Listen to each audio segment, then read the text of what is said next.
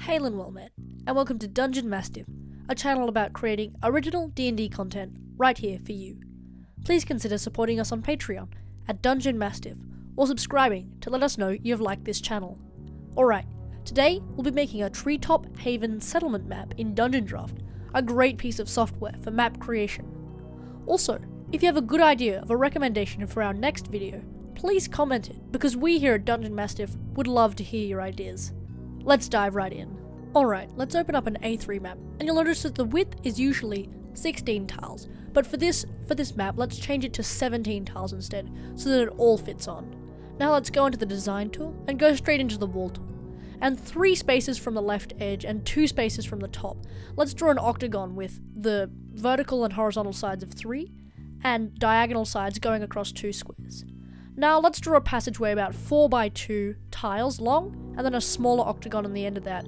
And that creates a nice place for our people in this Treetop Haven to live, which really creates the design for this map. Alright, I tried drawing some stairs there, but the shape wasn't really working, so we'll come back to that later. Let's set the background to grass instead of dirt, and turn the grid off. Alright, going back into the design tool, let's grab the pattern shape tool. And I like to use the pattern shape tool and the wall tool instead of using the building tool, because it allows me to have more control over the walls and the floor separately, as opposed to doing them all at once. And just draw out the floor of our octagons and our passageway here, filling them in with the alternating wood tiles. Alright, let's go to the object tool and start filling in the background of this. Let's grab some trees, so it looks like this house is sitting on top of some trees in the treetops. And let's just place some right around, all different varieties, so it looks like a really interesting and natural forest. Maybe that tree's a little too big. And as we go through, just keep dropping them in. Alright, let's just, to make this a bit faster, let's select some on the scatter tool and just place them all around, just like that. Great, and just drop them all in. And if you've seen our other videos, and I keep saying this, we have perfected the way of creating a 3-layered forest, with trees first, and then shrubs laid below them, just like that. And once you've done the shrubs, a thick coating of flowers, which really creates an easy, quick, natural looking vegetation scene, which is really what we want here. Alright, now let's go into the flowers, select all of them, and just we can change the color to whatever we want, but for now, let's just leave them at red, and change the spread to 0 and just drop them in all around. Just like that, all around below the trees, in any spaces, just to fill up the blank negative space on our map, so it looks all bright, lively, and filled in. Alright, let's just start going to the interior of this map, and first, let's just make a little stairwell that we forgot to do before. Just a 2x2 box, fill it in with the pattern shape tool. That's great, now we have a little place for our stairwells to go down to the ground. Alright, just drop in some portals, and I usually don't do windows because I just don't really like how they look, so we'll only drop in doors for the moment, but you can do whatever you want with this map if you're making it along with us.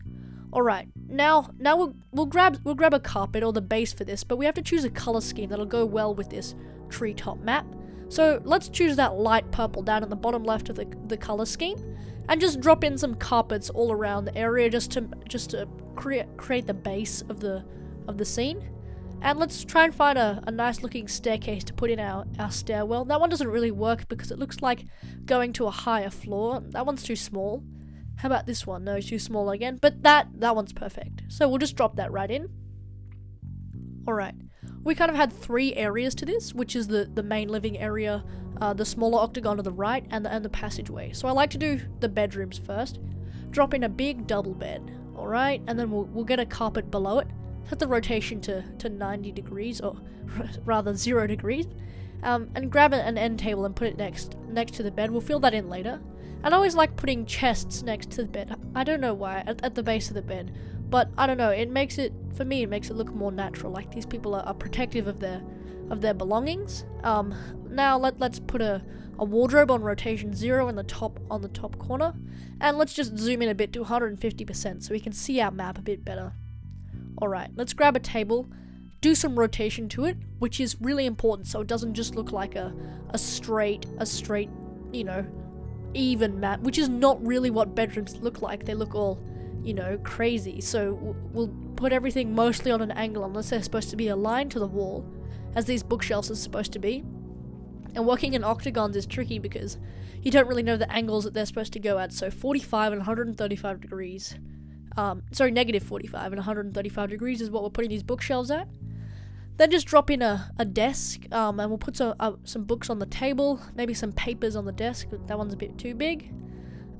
Set the rotation a bit different for each one of them. And that's really the fun of creating maps like this, putting the rotation at crazy angles so it kind of looks even more natural than it would just at straight angles. And dropping some lamps, it allows us to put light there later, which will be really cool.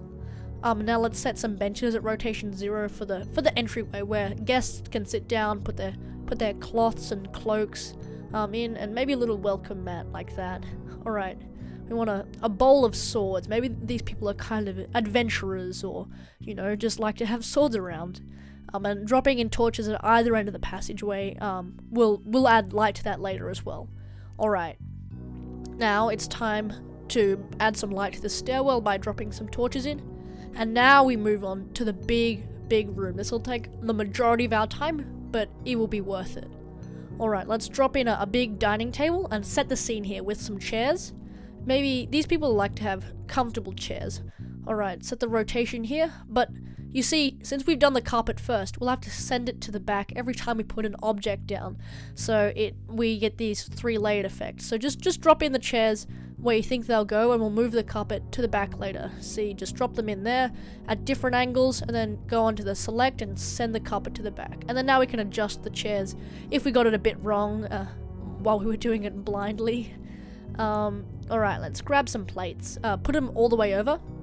Now we have four layers to this, even 5 as this food comes out. Let's add some food, maybe on a central plate.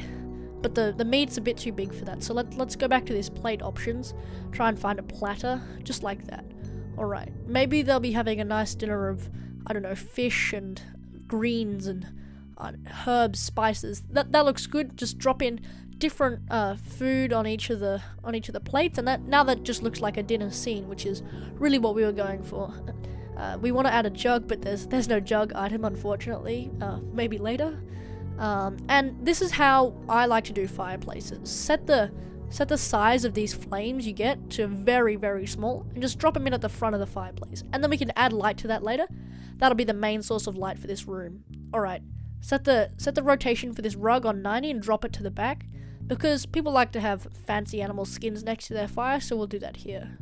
Dropping in ovens and boilers will help create the scene of a kitchen up the top of the room, and a table maybe for preparing food on. Maybe they're making a nice roast pig.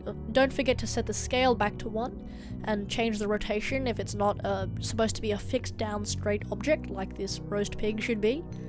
And maybe drop in a stack of herbs, some greens, and that kind of completes the kitchen scene and almost the fireplace scene as well.